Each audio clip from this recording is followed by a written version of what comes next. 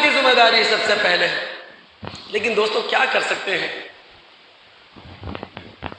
پاکستان کا المیہ یہ ہے، دماغ حاضر رکھیں آپ، ہو سکتا ہے جو کوئی بات میں آپ کے دل میں اتار جاؤں. پاکستان کا المیہ یہ ہے کہ یہاں 76 سال سے ریاستی طاقتوں نے ہمیں اندھے جذبات کی آگ پر بٹھا کے رکھا ہوا ہے. ان اندھے جذباتی آگ کا نام کہیں فرقہ پرستی ہے، کہیں اندھے جذبات کی آگ کا نام قوم پرستی ہے، اور کہیں اندھے جذبات کی آگ کا نام وطن پرستی ہے. اب دیکھیں نا، کہنے والا اگر کہے کہ بھائی پاکستانی قوم بھوک سے بلبلا رہی ہے،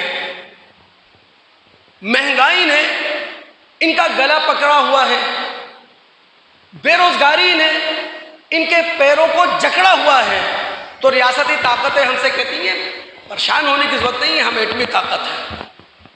کوئی کہنے والا کہے کہ جناب ہمارے ریاستی ادارے، ہمارے جمہوری ادارے، ہمارے سیاسی ادارے زبوں حالی کا شکار ہیں، دیوالیہ پن کا شکار ہیں، بانجھ ہو چکے ہیں، تو ریاستی طاقتیں ہمیں بڑی تسلی دیتی ہیں، جناب کوئی مسئلہ نہیں ہے، ہمارے پاس شاہین ہے، ہمارے پاس غوری ہے.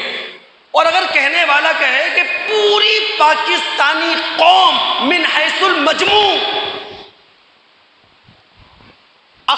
بد اخلاقی اور بددیانتی کے گہرے کنویں میں ہیں، تو پھر ایک مرتبہ ہمارے منہ میں ایک نغمہ دے دیا جاتا ہے کہ جناب نعرے تکبیر اللہ اکبر، سارے نغمے اسی پہ آتے ہیں نا، نعرے تکبیر اللہ اکبر، ایک نغمہ ہمارے منہ میں دے دیا جاتا ہے، کوئی مسئلہ نہیں، پریشان نہیں ہو.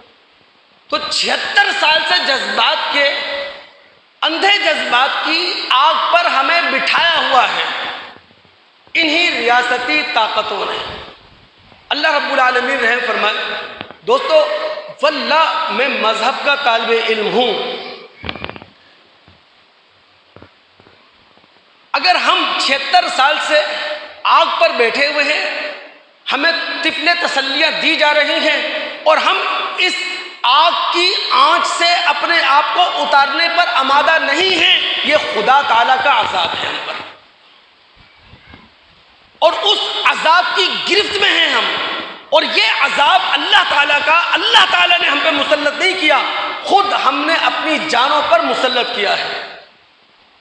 سورہ انعام مکہ کے دور آخر میں نازل ہونے والی صورتوں میں سے ہے، اور کئی مرتبہ میں حوالہ دے چکا ہوں. مکہ کے دور آخر میں نازل ہونے والی صورتوں کا مطلب یہ ہے کہ محمد الرسول اللہ صلی اللہ علیہ وسلم اپنے دونوں بازو جو مکہ کے اندر آپ کو سپورٹ فراہم کرتے تھے، ابو طالب کی شکل میں، ختیجہ کی شکل میں دنیا سے رخصت ہو گئے ہیں.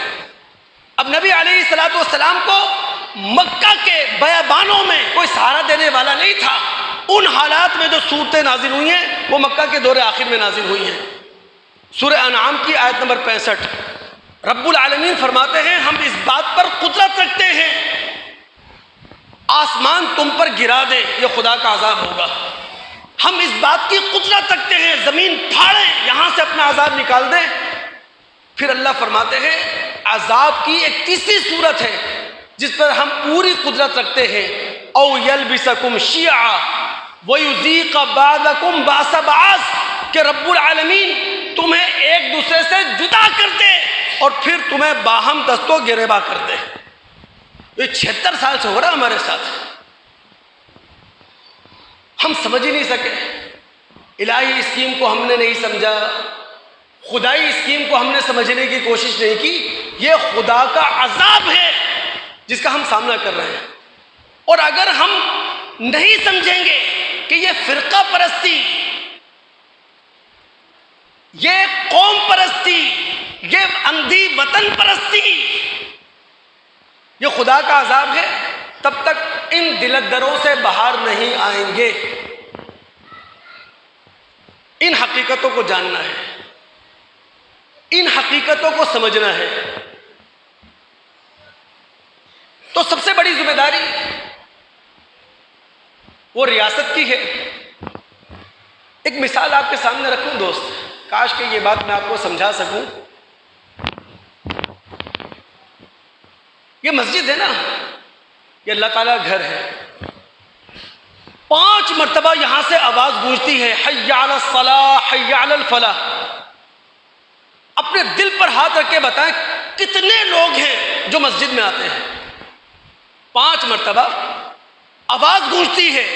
پہلے 4 مرتبہ کلمہ ہے اللہ اکبر اللہ اکبر اللہ اکبر، اس کے بعد کہا جاتا ہے حی علی الصلاح حی علی الفلاح۔ کتنے لوگ آتے ہیں؟ اچھا 11 مہینے اور پھر رمضان کا مہینہ، تقابل کر کے دیکھ لیں آپ۔ لیکن دوست یہی مسجدیں ہوتی ہیں، انہی مسجدوں سے جذباتی نعرہ لگتا ہے، انہی مسجدوں سے جذباتی تقریر ہوتی ہے۔